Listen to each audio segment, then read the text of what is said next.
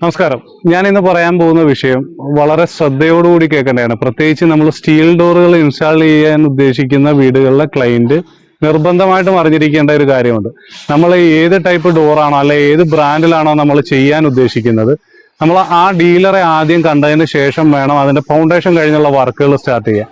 കാര്യം ഏത് മെഷർമെന്റിൽ അതിന്റെ ബ്രിക്ക് തിരിക്കണം, അതിന്റെ ആർക്കിട്രൈവ് വരുന്നതുകൊണ്ട് അത് എങ്ങനെ ചെയ്യണം എന്നുള്ളത് അവരെ ഒന്ന് കൺസൾട്ട് ചെയ്യുന്നത് വളരെ നന്നായിരിക്കും. ഇല്ലാത്ത പക്ഷം പിന്നീട് ഒന്നുകിൽ നമ്മൾ കട്ട കെട്ടി കൂട്ടിച്ചേർക്കുകയോ ഇല്ലെങ്കിൽ പിന്നീട് അത് നമ്മൾ ഭിത്തിയിൽ നിന്ന് കട്ട് ചെയ്ത് മാറ്റേണ്ട ഒരു അവസ്ഥ വരും.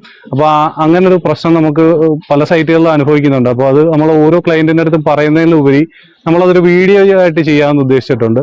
ഇപ്പൊ നിലവിൽ നമ്മൾ ചേർത്തല സൈറ്റിൽ ചെയ്തുകൊണ്ടിരിക്കുന്ന ഒരു കാര്യമാണ്. അത് നമുക്ക് ഒന്ന് കാണാം. ഒരു മിനിറ്റ്.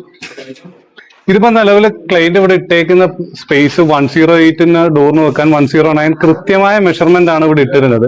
പക്ഷെ എപ്പോഴും സ്റ്റീൽ ഡോർ വരുമ്പോഴത്തേക്ക് സ്റ്റീൽ ഡോറിന് ഒരു ആർക്കിട്രൈവ് വരും, അതായത് ഓവർലാപ്പ് കൂട്ട്. അപ്പൊ അതിന്റെ സ്പേസ് നമ്മൾ ഇവിടെ എപ്പോഴും കാണാനായിട്ട് ഒരു സ്റ്റാൻഡേർഡ് മെഷർമെന്റ് എന്നുള്ള രീതിയിൽ ഒരു 10 സെന്റിമീറ്റർ ബ്രിക്ക് ഇങ്ങോട്ട് തിരിച്ചതിന് ശേഷം വേണം എപ്പോഴും നമ്മൾ സ്പേസ് ഇട്ട് ഈ വർക്ക് ചെയ്യാൻ. നിലവിൽ ഇവിടെ കണ്ടില്ലേ ഫ്ലാറ്റ് ആയിട്ട് ഇത് പോയിരിക്കുന്നതുകൊണ്ട് നിലവിൽ നമുക്ക് ഇവിടുന്ന് ആ ആർക്കിട്രൈവിനുള്ള സ്പേസ് കണ്ടെത്തേണ്ടതിന്റെ ഭാഗമായിട്ട് വർക്ക് ഫിനിഷായ വാളിന് നമ്മൾ വീണ്ടും കട്ട് ചെയ്ത് സ്പേസ് കണ്ടെത്തേണ്ടി വന്നിട്ടുണ്ട്.